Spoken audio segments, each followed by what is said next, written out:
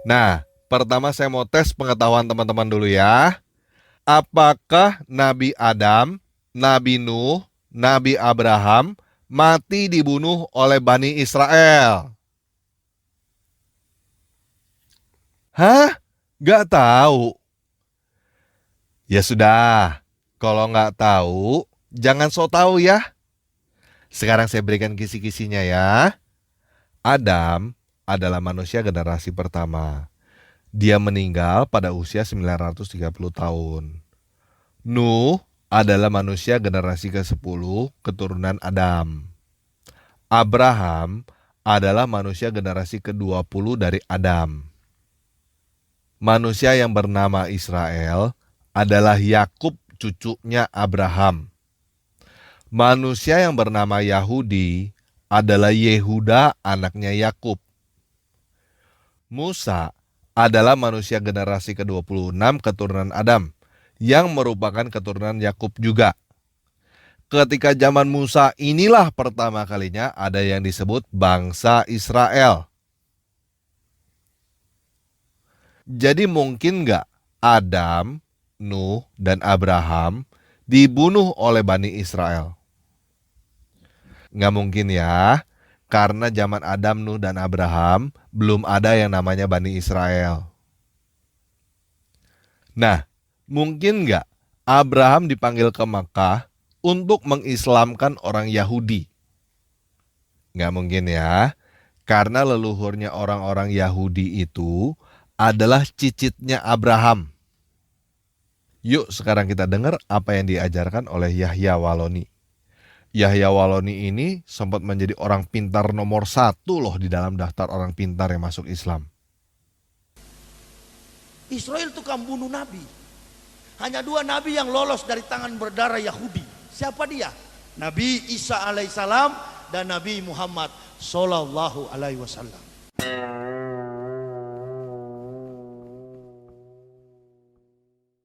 Karena dari Palestina itu negeri kelahiran Ibrahim alaihissalam, Allah perintahkan, Ibrahim, tinggalkanlah negerimu, pergilah kamu ke lembah Makkah yang tandus dan gersang. Kenapa Ibrahim diperintahkan ke Makkah dan tandus dan gersang? Karena orang Yahudi tidak mau mengakui agama Islam.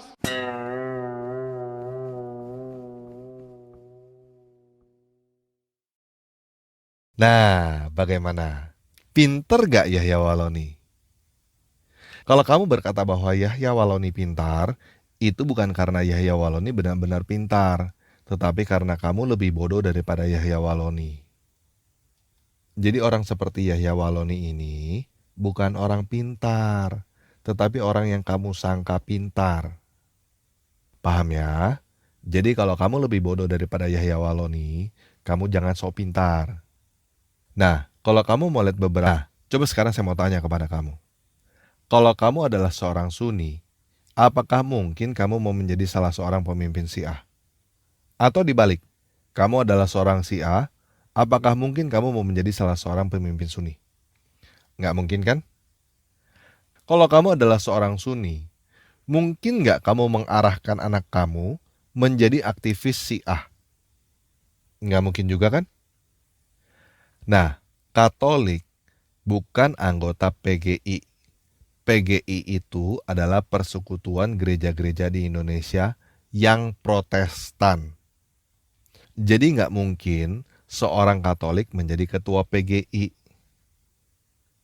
Dan anggota PGI nggak mungkin mengaku sebagai keluarga Katolik. Dan yang lebih nggak mungkin, seorang Protestan mengarahkan anaknya menjadi pastor di Katolik. Paham ya? Yuk sekarang kita lihat ini.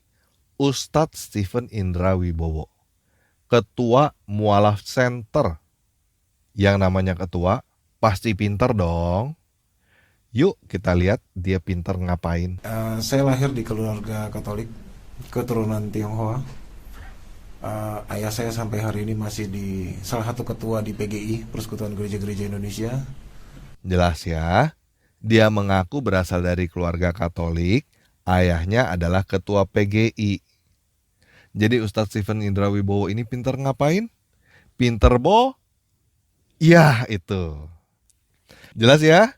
Nah, sekarang satu lagi nih, yang paling pintar, Ustadz Bangun Samudra. Pinter banget orangnya. Pinter ngapain teman-teman? Udah bisa tebak? Pinter Bo? Ya itu, lulusan S2 Kayalan yang nggak pernah ada di Pacitan Roma. Jelas ya? Saya langsung dikirim ke Vatikan Roma. Saya ambil magister teologi di sana. Harusnya 3 tahun. Saya selesai 1,5 tahun. Untuk ketiga kalinya saya mohon maaf kalau saya cerdas. Jelas ya? Orang-orang pintar yang masuk Islam adalah orang-orang yang pintar ngapain? Ya, dan kalau kamu berkata bahwa mereka pintar, berarti kamu bohong. Ya, itu. Jadi sekarang saya mau bertanya nih kepada teman-teman yang muslim. Kok kamu mau sih dibodoh-bodohin dan dibohongin melulu oleh orang-orang macam begitu? Itu ustadz-ustadz kamu loh. Guru-guru kamu. Guru-gurunya kasih contoh berbohong. Murid-muridnya bagaimana? Apakah kamu beragama untuk dibohongi dan untuk berbohong? Yuk sekarang kita lihat statistik ini. Rata-rata IQ negara-negara di dunia. Indonesia peringkat ke-20 dengan rata-rata IQ 87. Arab peringkat ke-23. Lebih di bawah daripada Indonesia. Dengan rata-rata IQ 84. Apakah kamu masih tidak sadar? Kamu disuruh menghafal apa yang kamu tidak mengerti adalah cara untuk membuat kamu bodoh.